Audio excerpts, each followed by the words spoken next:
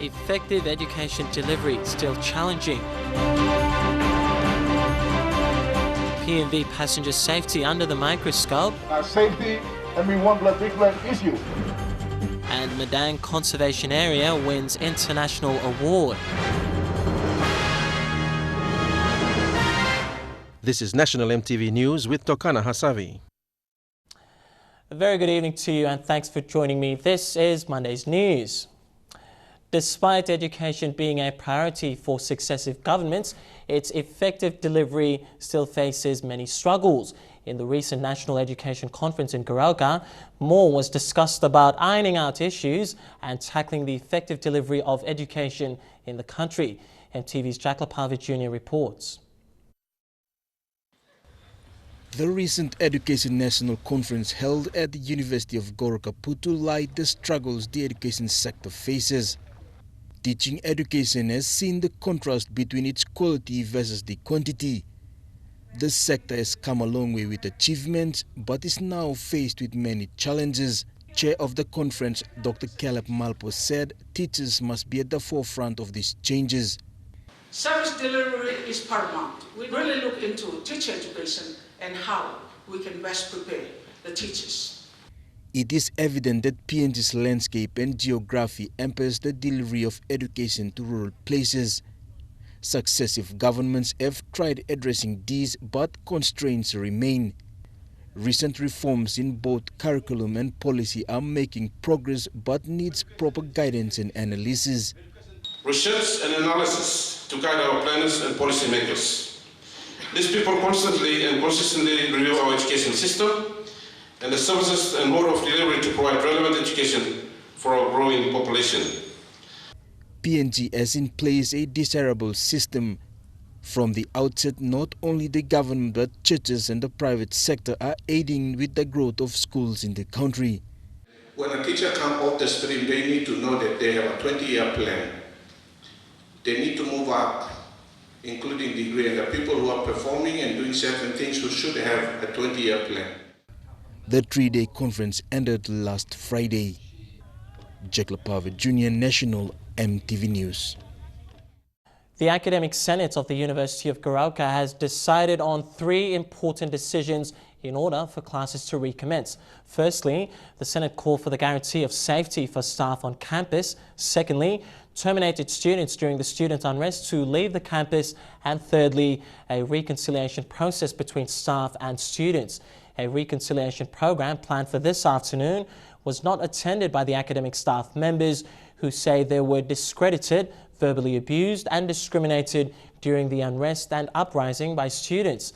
The Senate has called for classes to start tomorrow, but that has been challenged by the teaching staff. An executive day meeting will be held tomorrow morning before the fate of the semester is decided.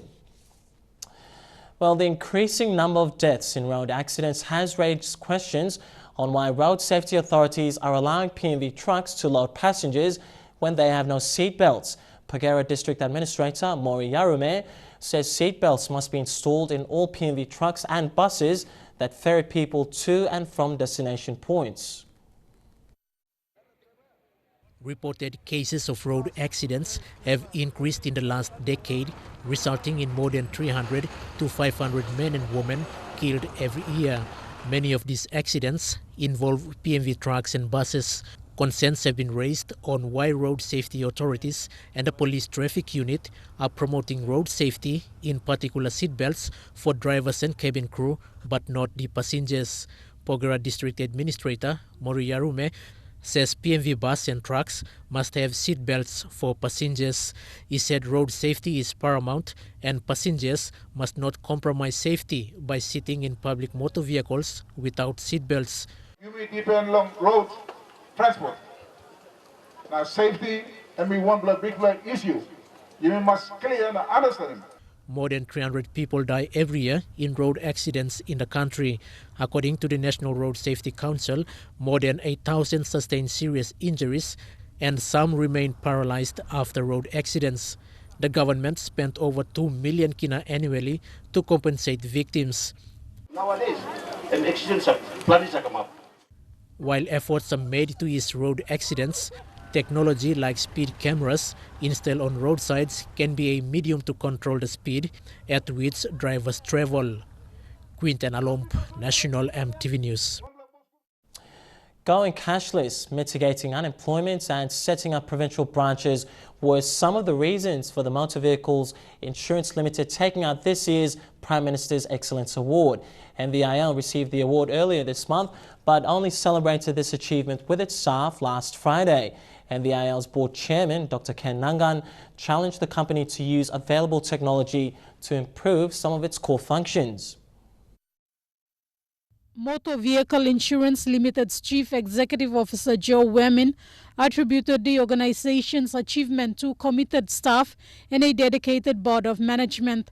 MVIL was awarded the Prime Minister's Excellence Award for service innovation, improvement and achieving better outcomes. MVIL celebrated its achievement with its stakeholders and also recognized key individuals in the organization and board members. Very strategic. One of the element of the assessment that qualified us to win this award was our linkages between what we do as a state-owned enterprise and how do we link to the overall government development agenda. MVIL's board chairman and finance secretary Dr. Ken Nangan challenged the management and staff of MVIL to take this as an encouragement to improve in areas of customer service, monitoring transport, licensing and registration. For innovation is here with us. Let us take advantage of that and innovate services of MVIL further so that we can continue to provide this service. MVIL was the first organization to go cashless, which was the first approach taken to implement its 3-year strategic plan. Be quick, on time, and be able to provide that assistance as and when that event suits. And I'm pleased to say that our approach now, when an accident happens, we are there. MVIL is there in the outcry before the period. MVIL now has 21 branches and 4 sub-branches nationwide. Michelle Amba, National EMTV News. The Wanang Conservation Area in the Sogaram district of Madang province through the Binatang Research Centre has been recognized and awarded the United Nations Equator Prize for saving its forests from destruction and protecting the endangered species. From more than 1,000 nominations, the Wanang Conservation Deed proved to be one of the eye-catchers for the International Expert Selection Committee, earning itself the international prize. The Wanang Conservation is in an area surrounded by heavy logging activities. Through the Binatang Research Centre, in collaboration with the people, Wanang has been recognized for saving its forest from destruction and protecting its endangered species. In response, the Madang Provincial Administrator, Daniel Aloy, says Wanang's recognition is an intervention that shows that the government's concern has been implemented. Wanang has very much affirmed what we were doing at the policy level. Wanang is really the implementation of what was happening at the policy level. There are some other interventions that are happening, and thanks to the NGOs and especially those that are focused on the environment and that are working here in Madang. He added, saying this will make Wanang an addition to the development plans in the province. Wanang's achievement will be an additional sensitization of the development plans of Madang and of course of the LLGs. I think the onus is now on us getting that international recognition and presenting it to our population here and saying to them that listen, there is an alternate option of development. You don't need to cut down the trees to do development. I think we've got a very bad record on that with Gent. And I think we've learned our lessons and we've learned it very hard. That's why, Wanang's recognition was really, something that had given us a better leverage for us to pursue sustainable development. So that's where we are. The Binatang Research Center is one that studies the relationships of insects and plants, and in the process, its scientists have found millions of insects, more than the estimate made by scientists globally, in just 10,000 hectares of the area. A global number of arthropods. First time all man estimating, all some scientists will look him, plant scientists will be trying to put him some estimate them. Some doubt over some 30 million, 60 million number, those are true, work from that. Those who study insects, plants, relationship, people got this good more data set, looking more accurate one prediction. So latest prediction where come through the work from people want them on Lara overseas collaborators from plan putting estimate of some number 6 to 8 million. Back in Wanang, Philip Damon, the founder and village leader, is getting ready to travel to Paris in France to collect the prize.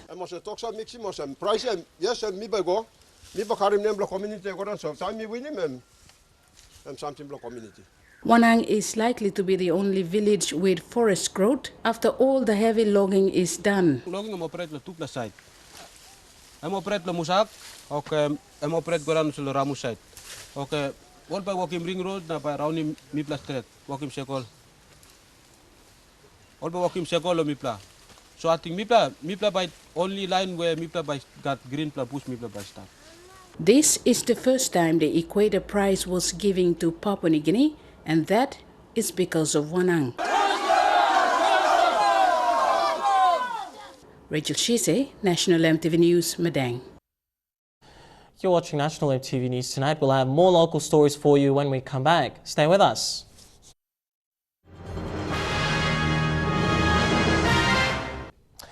Good to have you back with National EMTV News. The Catholic Church in East New Britain has celebrated a milestone in the church calendar. Over the last 2 days, Catholic faithful have gathered in Karavat in the Gazelle district to celebrate 25 years of the charismatic group in the province, a church group introduced into the Catholic churches that centers around family upbringing and social well-being. The charismatic group is synonymous with Christian churches, particularly the Catholic Church. And over the weekend, the Catholic faithfuls from various parts of East New Britain gathered in Karavat in the Gazelle district to celebrate the 25th anniversary of the group in the Catholic Church in the province. Mipla lo rabol taisis. Emi come up long Bishop Kalese ito ko him long 1992 emi come long taisis. So Mipla now we celebrate him 25 years. The charismatic groups is a fundamentalist movement within Catholic, Anglican and other Christian churches that emphasizes talents held to be conferred by God the Creator, such as healing of the sick. The church group that was introduced into East New Britain and Papua New Guinea in the early 1990s from Europe carry values of family upbringing and societal well-being. Catholic Charismatic Renewal movement inside long Catholic Church, long all kita Catholic man Mary. Imas look sabi long God lo life long all na senisim passing. East New Britain remains a Catholic-dominated province since its establishment by early Christian missionaries in the province many years ago. And yesterday and the day before was one of the few times the Catholic Church gathered to celebrate a milestone in the church history in the province. Edwin Fidelis, National EMTV News, Kokopo. Well, stories of success have come out of the eye operations that have been ongoing over the past week in Bulolo. Elizabeth Crisel, who lost part of her sight, expects to see again after a team from the Garauga General Hospital operated on her over the weekend. Bulolo resident Elizabeth Crisel lost part of her vision on both eyes after an accident. In 2004, me being broken firewood being kalap na, and being shooting right and eye blew me.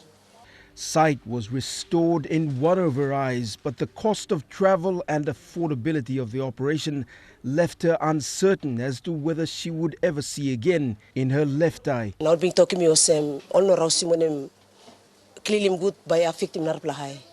Over the weekend, when the Goroka Eye team arrived in Bulolo, she was listed as a patient.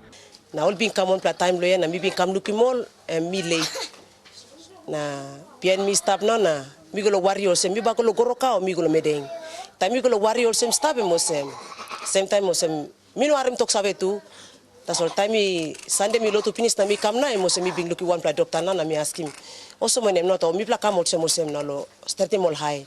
Na mi to mi one bell straight because mi got problem la high blue me. After the 15-minute operation, Elizabeth now expects to be able to see again. The eye care program is part of a district-wide program that has treated more than 100 people, many of whom live far from medical facilities. Scott Waide, National EMTV News, Leh. Mineral Resources Authority is set to host its second PNG Alluvial Mining Convention and Trade Show in Leh this year. The two-day event attracts individuals and group participants seeking to engage in the alluvial mining sector. In Morobe, the Bulolo district is renowned for alluvial mining activities. The event, which begins tomorrow, will also look into areas of sustainability that alluvial mining brings to communities. And now let's check out the finance news. The Kina closed unchanged at $0.3485 in the interbank market. At Bank South Pacific, the Kina was trading at $0.3410 $0.4822 Australian dollars, $0.3013 euro, and 40.75 Japanese yen. Taking a look at commodity prices at New York close, gold, coffee and copper closed the day higher, while cocoa closed lower. Palm oil and copper closed the day lower, while crude oil closed higher. And finally, on the stock market, the Dow Jones closed at 113 points higher, the ASX closed at 30 points lower, and the All Ordinaries closed at 25 points lower as well. Stay tuned, you're watching National EMTV News tonight. We'll have news making headlines overseas when we come back.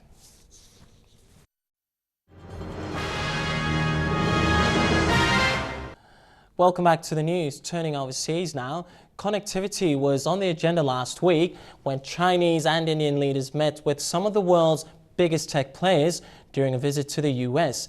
Indian Prime Minister Narendra Modi met with tech leaders in California's Silicon Valley, seeking innovation and investment to continue fueling development across India's population of over 1 billion. MTV's Alana Lay with this report. Indian Prime Minister Narendra Modi described his mother's plight in connecting with the rest of the world through television in an emotional interview with Facebook CEO Mark Zuckerberg. But the PM spoke of a new digital India, developing digital literacy and new opportunities.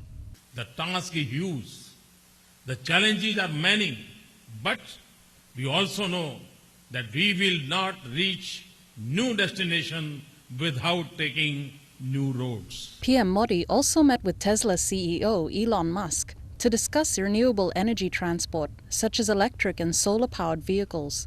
Our relationship is also defined by the power of youth, technology, and innovation.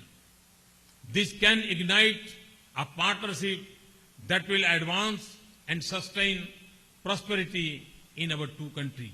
Modi also met with the local Indian community in the area, which included Indian-born Microsoft CEO Satya Nadella and Google's next CEO Sundar Pichai. Both agreed with the importance of wider and cheaper connectivity in driving development. We believe low-cost broadband connectivity coupled with the scale of the cloud computing and the intelligence that can be harnessed from data can help drive creativity, efficiency, and productivity across governments and businesses of all sizes. This in turn will drive more affordable products, services, and access to opportunity for all of India. Prime Minister Modi aims to turn the country's current $8 trillion economy into $20 trillion, describing India as a heaven for investors. Roughly 10 billion rupee or $150 million fund to fuel innovation and to startups that are contributing in the mobile and Internet of Everything ecosystem. Alana Lay, MTV World News. The International Telecommunication Union's Global Sustainable Development Award was given to Thailand this year. Thailand won the award for consistently using digital technology to drive education, trade, investments and the economy in the country. The Prime Minister, General Prayut Chan-o-cha, said he was honoured to receive the award and thanked the union for driving technology for development. Papua New Guinea has also been a member of the International Telecommunication Union since 1975. Well, South African-born actress Charlize Theron spoke at a UN panel yesterday calling for a stop to the stigma associated with AIDS. Speaking at the Ending the AIDS Epidemic by 2030 panel, Theron zoned in on stories from young women and girls she met who are struggling from discrimination. She says the discrimination is the reason 1/3 of new infections are among people aged between 15 and 24. She also says it is why AIDS remains the #2 cause of death for 10 to 19-year-olds globally. Elijah Zachary, a 12-year-old living with HIV, also spoke at the panel, urging for a stop to discrimination. We are children, we have rights, and we have a future. My dream is that by the time I am 27 years old, there shall be no more stigma, and I shall be pursuing my doctorate or master's as a scientist. Imagine a young woman who says she would rather contract HIV than get pregnant because no one can see HIV. And so no one would shame her for being sexually active. Well, National EMTV News continues with Trukai Sports. That's coming up next, and we'll give you all the latest details in rugby league and union when we come back. Stay with us.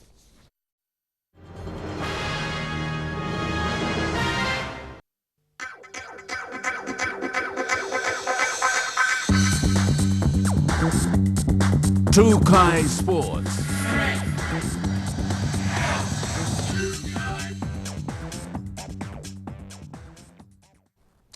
Well, welcome to Trukai Sports. Prime Minister Peter O'Neill is hopeful that Papua New Guinea's investment in sporting infrastructure will be recognised by Australia and New Zealand. He hopes that with this recognition will come the prospect of sharing hosting rights to the 2017 Rugby League World Cup. MTV's Dion Kombang with more. Following the successful staging of the 2015 Pacific Games and with the current world-class facilities available, Papua New Guinea is hoping to be given some hosting rights to the upcoming 15th Rugby League World Cup in 2017. PNG Rugby Football League has finalized discussions with the Rugby League International Federation about the possibility of hosting 3 matches in Papua New Guinea during the World Cup. Prime Minister O'Neill said the PNG government's investment in sporting infrastructure and the country's passion for rugby league should be taken into consideration when finalizing the fixtures for the event. Minister for Sport Justin Chichanko agreed with the Prime Minister, saying PNG's successful bid for the 2016 FIFA Under-20 Women's World Cup shows that a nation associated with high levels of unemployment and crime can in fact host sporting events on a world standard stage. Dion Kombang, National EMTV Sports. Well, still on Rugby League, the Papua New Guinea Rugby Football League will be using the sport as a tool to carry out awareness into communities on violence against women and the equal participation of women in sports. The PNG RFL, through the League for Life program, have come up with strategies to carry out awareness. Rugby league is a sport in the Pacific region which not only is a sport but has become a part of life for most people. The players are positive role models for men and boys in the community. The General Manager for League Integration and Game Development, Andrew Hill, said rugby league, like no other sport, can be used to drive awareness. Rugby league is more than just a sport. It's an opportunity to make positive differences in communities like no other organisation can. Rugby league in the Pacific is very important to the Pacific, and of course the Pacific is very important to rugby league. The Power of League has a positive influence on children's development. Through the League for Life program, many women and girls have become involved in the sport and has made them realize their potential as equal partners in life. The League for Life program, which is another initiative that's supported by DFID and the Australian government and in partnership with the NRL, for which we are grateful. It's It's a social outcome-based program which uses rugby league to drive social messages at the elementary level of primary school. Acting Australian High Commissioner to PNG, Bronte Moulds, showed her support and said they wish to see the League for Life program move into other parts of PNG. We're really looking forward to working with the NRL and the PNG RSL in bringing League for Life to a whole new level, and would love to see it expanded to other parts of Papua New Guinea. The game's benefits go way beyond sport. League has a proven record in linking people's love of the game to educational outcomes. Elijah Lavette, National EMTV Sports. Now to the epic Rugby World Cup. The Australian Wallabies registered one of the biggest upsets in the Rugby World Cup against Uruguay last night in Birmingham.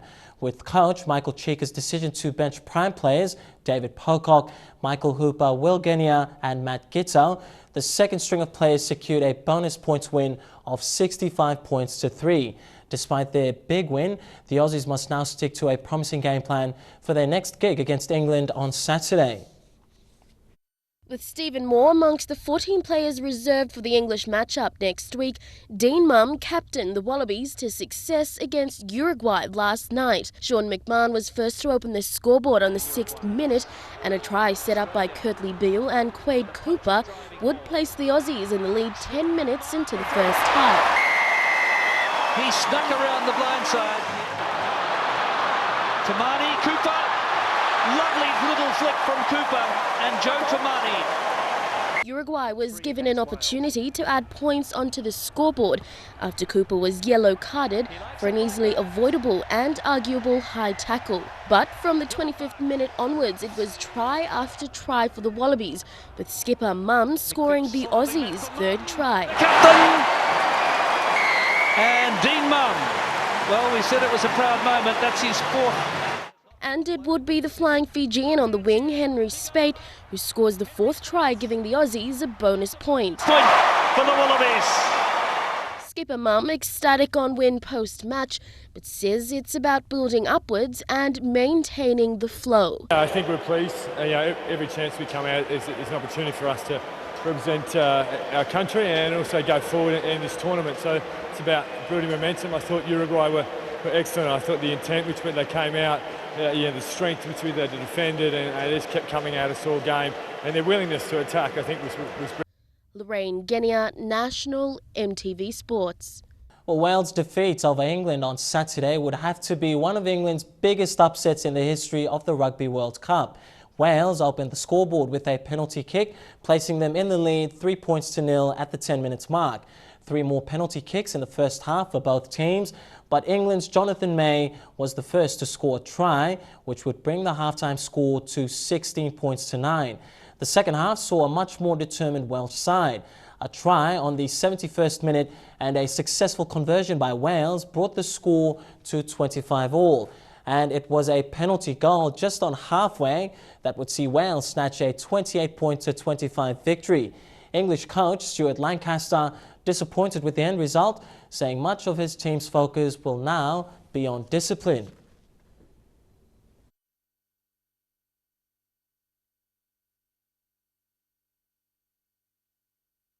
We've got to look at the decision making, but more importantly, got to look at the discipline. I mean, Wales stayed in the game through penalties and also the snooker win, and obviously we're absolutely gutted in the change room.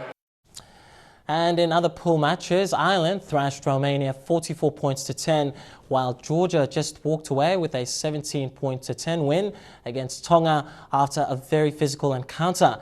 And South Africa had their first taste of victory against Samoa 46 points to 6 after losing to Japan last week. The next 2 big matches up for the pool will be on Thursday, with Wales taking on Fiji, and the one game that has the entire rugby world fraternity anticipating, that's England taking on Australia on Saturday evening. You're watching True Guy Sports tonight. We'll have local AFL, international cricket and an additional spot for the Pacific teams in the OFC. Stay tuned for that.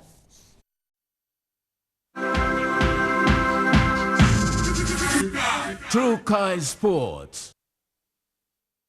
Good to have you back with True Guy Sports. And in AFL, Port Moresby's senior competition wrapped up its season over the weekend at the Murray Barracks Oval. Concept Kobani snatched the title from defending champions Tarama Suns in a very close affair, while Gerehu Magpies and Defence Hawks soared over rivals Lamana Dockers and University Tigers to claim the title in their respective women's and men's reserve grade finals.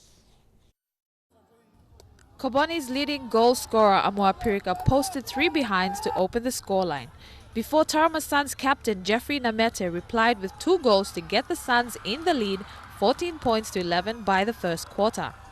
The second and third quarter was tough, neither team scoring, and at times there were signs of uncontrolled aggression amongst the players. In the final quarter, Suns looked to have the title in the bag for a second time. However, a fractured defense in the dying seconds saw Kobani capitalize, posted the final goal to earn them the cup.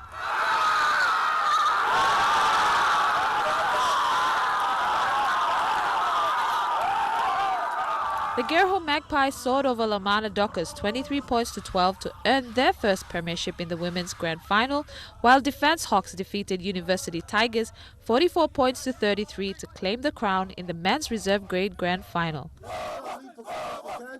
Skola Sengi, National EMTV Sports.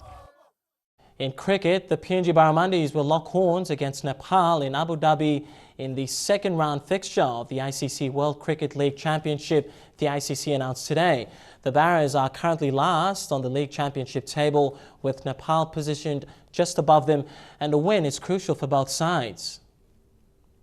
Both sides lost their opening round matches, Nepal suffering a 9 wickets defeat against Scotland, while Netherlands handing PNG an 85 runs drubbing. The matches were originally scheduled for 28 and 38 November at the University Ground in Kathmandu, but have been moved to Abu Dhabi following a security concern in Nepal's capital city. The World Cricket League Championship is contested by the same sides participating in the ICC Intercontinental Cup, except Afghanistan and Ireland, who have been promoted to the ICC OD team rankings. These two sides have been replaced by Kenya and Nepal, who had finished 3rd and 4th respectively in the ICC World Cricket League Championship Division 2. The top sides of the ICC World Cricket League Championship will have an opportunity to play in the ICC's pinnacle event, the ICC Cricket World Cup 2019, if they finished in the top 2 of the ICC Cricket World Cup qualifier in 2018. Shane Saroya, National EMTV Sports. Opportunities for Oceania's youth footballers have doubled following the announcement that the Oceania Football Confederation will receive an additional slot for the FIFA Under-17 and FIFA Under-20 World Cups as of 2017. The decision from the FIFA Executive Committee means OFC will now be represented by 2 nations at each of these men's youth events, instead of the traditional single space reserved for the region's best. OFC President David Chung welcomes the move, which he believes will lead to greater future success for any teams that qualifies. Judoni Backley opens up here for Backley! He said that being exposed to this level of football at a young age would have a positive effect on these players, as well as the coaches and administrators who accompany them. Stunner! The exposure that participation in an event such as this can offer is priceless for ambitious young footballers, with some of the world's best players coming through the ranks of junior football to senior international level. Chung says the hosting of the FIFA Under-20 World Cup in New Zealand had given an opportunity for a second OFC side to present a case for the region. As the host of the tournament, New Zealand performed brilliantly to gain passage out of the group stage for the first time.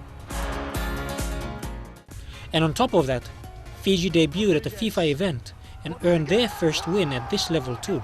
Chung believes also that member associations have shown that they are capable and ready to compete with the world's best. Jeremy Moggy, National EMTV Sports. And that report concludes our True Guy Sports segment for tonight. Stay tuned, we'll bring you your weather details for the next 24 hours.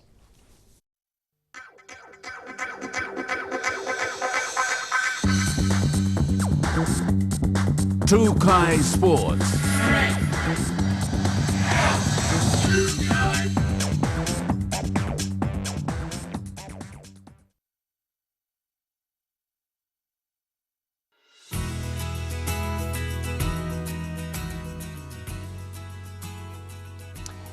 Taking a look at the weather forecast for the next 24 hours, in southern region mostly fine, expected in Port Moresby, Daru and Alatau. Cloudy periods for Kerema, cloudy in Popondetta. In Momase, brief showers expected in Lake City, while Madang, Wewak and Vanimo to look forward to mostly fine weather. In the New Guinea Islands, all centres to look forward to fine weather with a max of 32 degrees. And in the Highlands, all centres cloudy periods. Now let's take a look at forecasts for small ships for the next 24 hours. But before that, there is a strong wind warning current for all coastal waters of the southern PNG Indonesian border through Torres Strait and Daru to Kiwai Island, including Kerema, Yule Island to Hood Point, Siasi, Samurai Island to Finschhafen, Fithia Strait and West New Britain. Taking a look at waters of southern PNG Indonesian border through Torres Strait, Daru to Kiwai Island to Kerema, Yule Island through to Hood Point and Samurai Island, seas of 1.5 meters to 2.5 meters. Waters of eastern and western Milne Bay Islands, Samurai Island to Cape Vogel to Finschhafen, including waters west of Long Island to Madang, Bogia through to Wewak, Aitape, Vanimo and the northern PNG Indonesian border. Waters of New Ireland to East New Britain and Bougainville, seas of 0.5 meters to 1.5 meters. Waters of Finschhafen, including Fithia Strait, Siasi Island to Long Island, seas of 1.5 to 2.5 meters. Waters of Manus and its western group of islands, seas of 0.5 meters to 1.3 meters. And lastly, waters of Western New Britain, seas of 1.5 to 2.5 meters.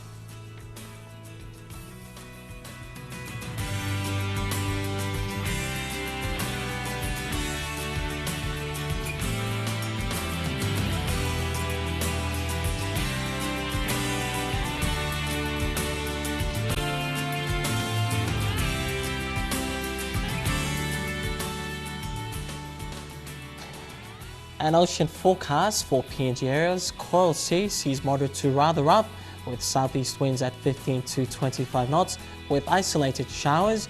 Solomon Sea, seas moderate with southeast winds at 15 to 20 knots and isolated showers as well. Bismarck Sea, seas moderate to rather rough with southeast winds at 15 to 25 knots, isolated showers as well. And Pacific Ocean Sea, slight to moderate with southeast to southerly winds at 10 to 20 knots with isolated showers. And that's how we wrap up the news, sports and weather at the start of this working week. On behalf of the news crew, I'm Tokana Hasavi Jr. Thanks for your company. You take care and stay happy. Good night.